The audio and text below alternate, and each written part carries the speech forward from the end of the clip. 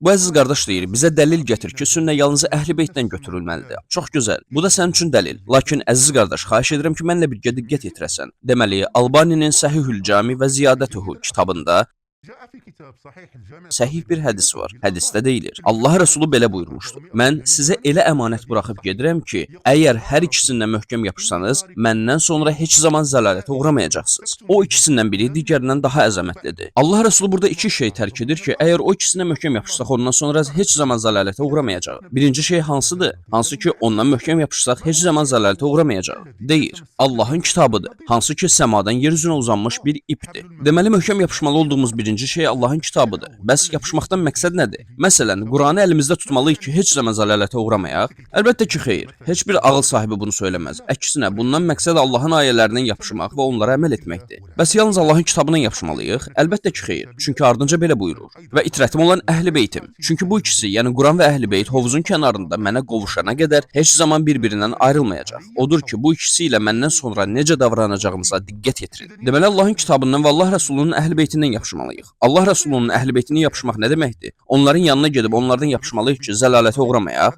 Əlbəttə ki, xeyr.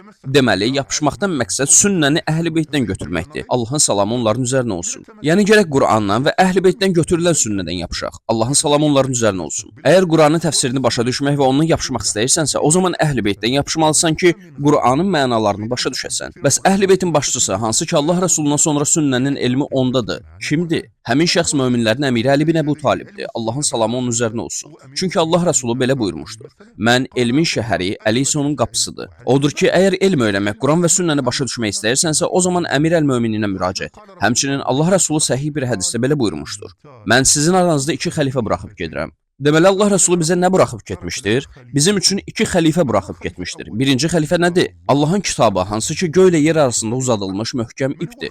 Bəs ikinci xəlifə kimdir? İtrətim olan Əhl-i Beytim. Həqiqətən də bu ikisi hovuzun yanında mənə qovuşana qədər bir-birindən ayrılmayacaqlar. Deməli, Allah Rəsulunun xəlifələri həmin o kəslərdir. Hidayət və cənnət yolunu, sünnəni doğru mənbədən götürmək istəyirsənsə, o zaman Allah Rəsulunun xəlifələrindən yapış və onların ardınca get. Quran və Əhl-i Beytin. Əmin ol ki, əgər onlardan yapışmasan, zəlalətdəsən. Çünki Allah Rəsulu zəlalətə düşməməyi Qurandan və onun Əhl-i Beytindən yapışmaqla əlaqələndirmişdir. Odur ki, əziz qardaşım, dediklərim barəsində yaxşı düşün. Bu barədə çoxlu sayda hədislər var.